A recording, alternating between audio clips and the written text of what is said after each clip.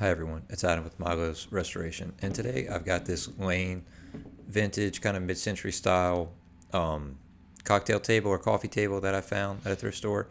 And according to, I guess you would say the serial number, I've read that if you read it backwards, it could kind of tell you the day, well, the date that it was made. According to that, it would have been like 60s, and it's actually in pretty good shape for its age. So I'm gonna try my best to refinish it.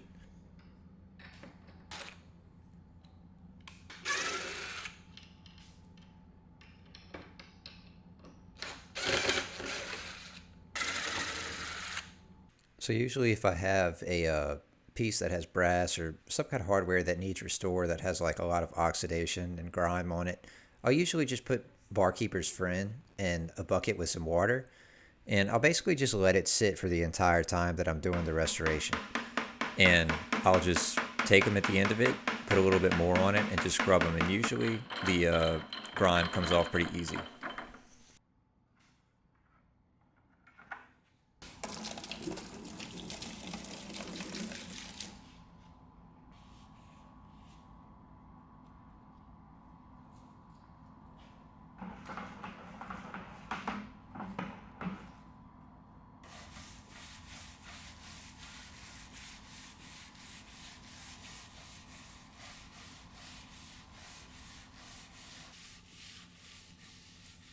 So I've learned that if I can avoid using any kind of like chemical paint stripper or finish stripper, it really makes the job more enjoyable for me. So in this case, I'm just using a mix of lacquer thinner and acetone.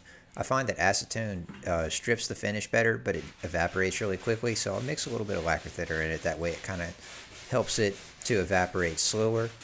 And I just make a couple passes over it and then gradually clean it off. You just want to make sure you're wearing proper PPE and especially safety glasses because this stuff will like flick in your eyes from the brush and it burns really bad. So yeah, just make sure that you're working in a properly vented area if you're going to do this, and know what kind of chemicals you're mixing together.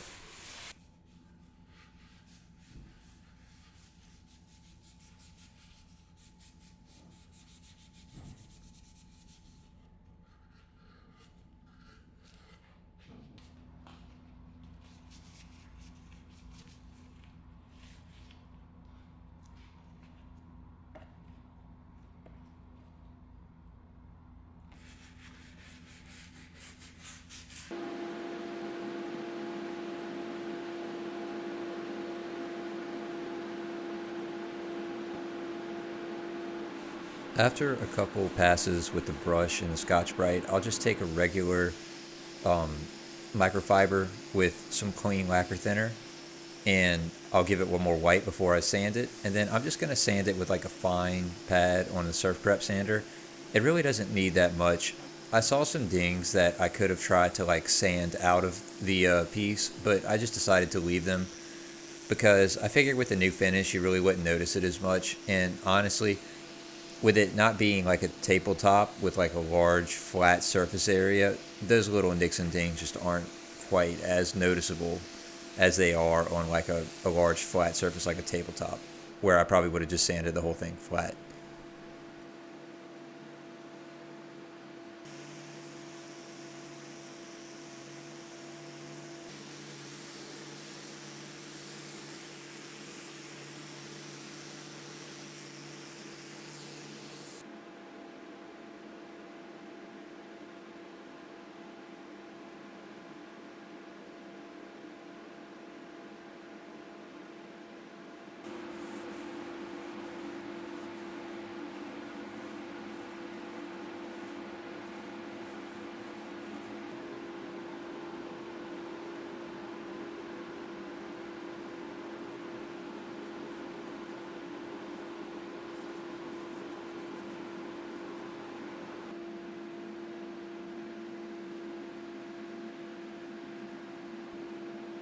So this is Saman's water-based stain, and I'm just applying it in the direction of the, what grain with a microfiber, and I just wipe the excess off, but I leave a little, I try to leave a little bit of it on to kind of create a darker finish. I don't really want to wipe out all of the stain, and I probably made like two passes over each area, And since I had done a pretty good job of removing most of the finish, it was pretty easy to do and it really didn't fight me. The only thing I really wasn't sure about was the wicker.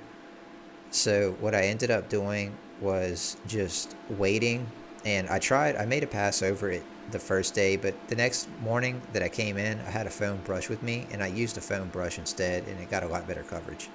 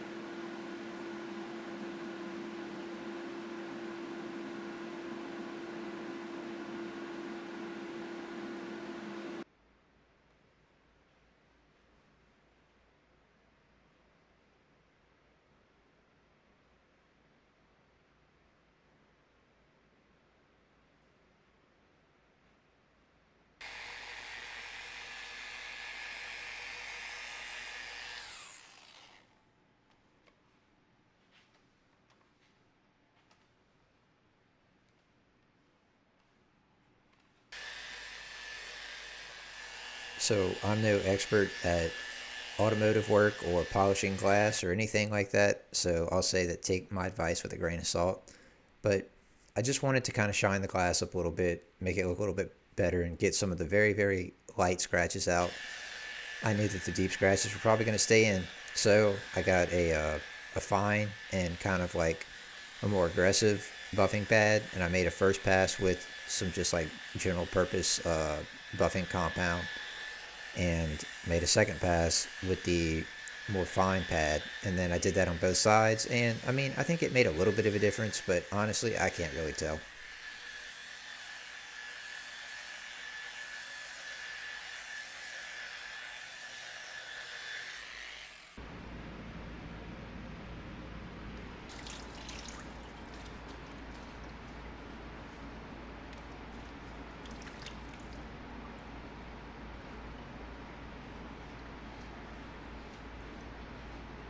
So the hardware had sat for a while, and I just took them out, cleaned them, like I said I was going to in the beginning of the video. And you just got to make sure you get all of that barkeeper's friend off of it. It forms kind of like a dry white powder. And yeah, I mean, I just put a little bit extra on to help kind of remove some of the grime that's kind of stuck on there. But they look a lot better. They're not perfect, but I mean, without a polishing wheel, this is probably about as good as I can do.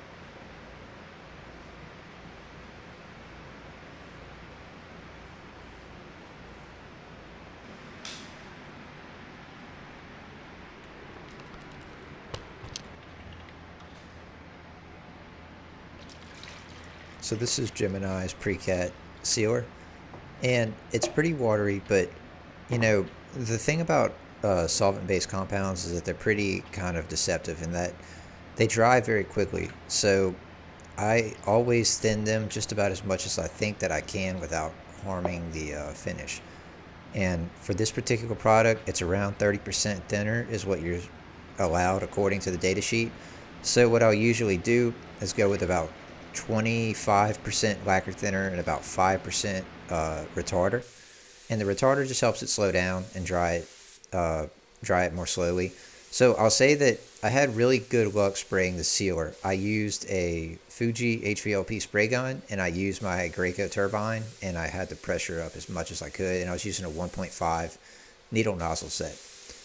And yeah, I mean, I had a really good luck with the sealer. The sealer looked great. I had a little bit more trouble with the lacquer itself, and it's hard to get lacquer to work properly. It's got to be adjusted to your environment and to your temperature and everything that you have going for you. But for whatever reason, I usually definitely recommend thinning it as much as you can get away with, because that's what's going to make it a lot easier.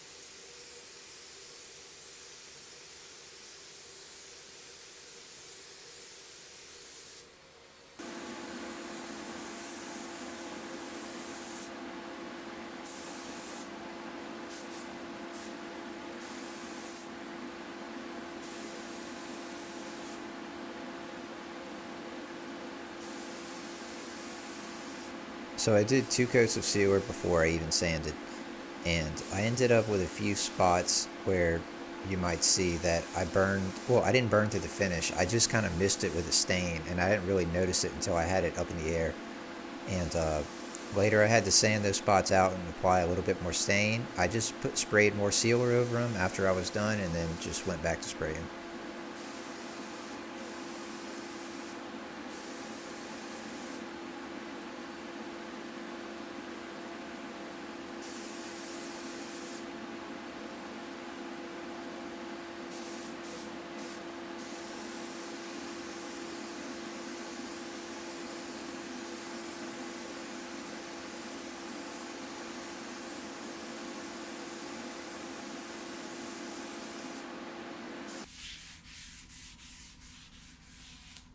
So I'm sanding here with a Surf Prep Superfine pad, and I'm just going to do all the sanding by hand with all these little curved surfaces and everything. There's a good chance that I would burn through the sealer if I ended up trying to do it with like the orbital sander.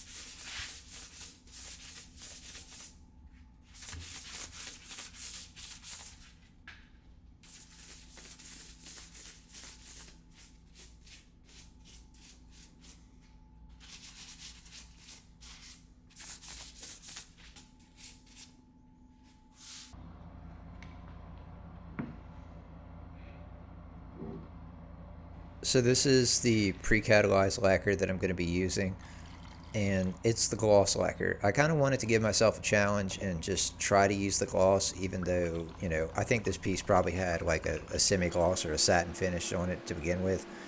But I figured, why not go for something that's a little bit more difficult? And I thinned it by about 25% lacquer thinner, and I used a lacquer thinner that is not extremely fast evaporating. It's probably like a medium drying solvent. And then I used about 5% retarder. And it sprayed pretty well, but I will say that I probably could have added more retarder to it. And the only reason I think that is because I think it just got hotter in my shop. And that was the only reason that it worked, I think, worse than the sealer did.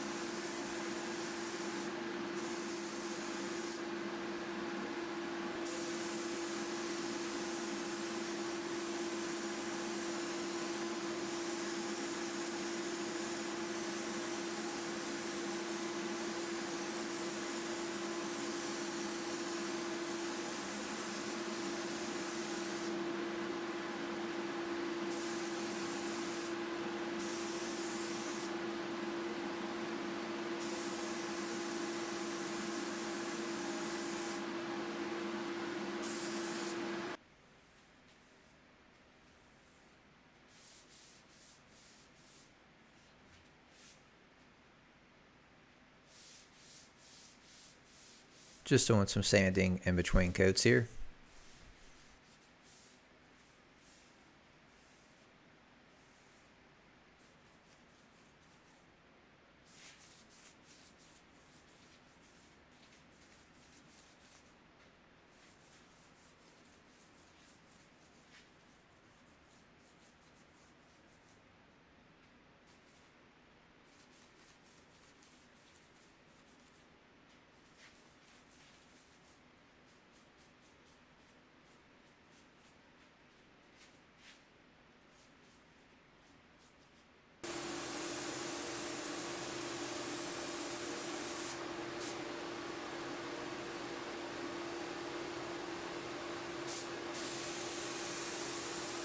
You can kind of see those areas that I had missed with the stain now. Well, I mean, you can't see them anymore because I touched them up in between the previous coat. I sanded through the finish and just reapplied it and put a little bit of sealer on those areas. Since lacquer dries so quickly, it's really not that big of a deal if you have a problem like that, you know? It's pretty easily fixable. That's really one of the joys of working with lacquer, is that it dries really fast, and if you do have errors, you can kind of repair them relatively quickly.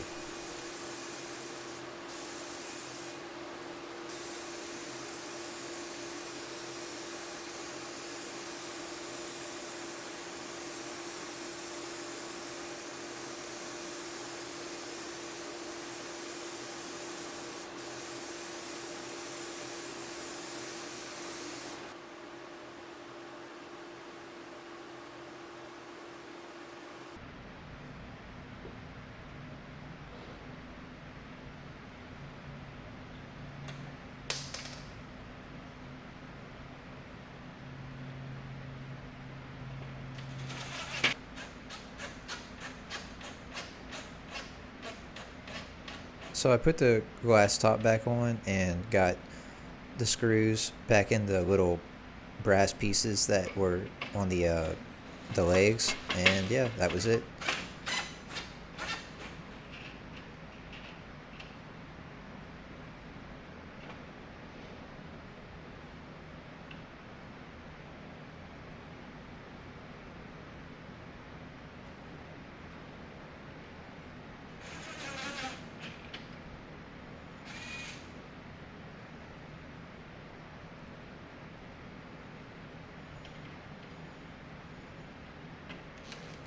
Overall, I think this piece came out okay. I was pretty happy with it. I think it's definitely one of my better lacquering jobs, although I'll say that I definitely have a little, a ways to go with learning how to mix the lacquer and stuff like that. So that's just something that comes kind of with the territory of working in such a hot area. Louisiana is extremely kind of temperate. So yeah, thanks for watching, and if you want to see more content like this, please subscribe.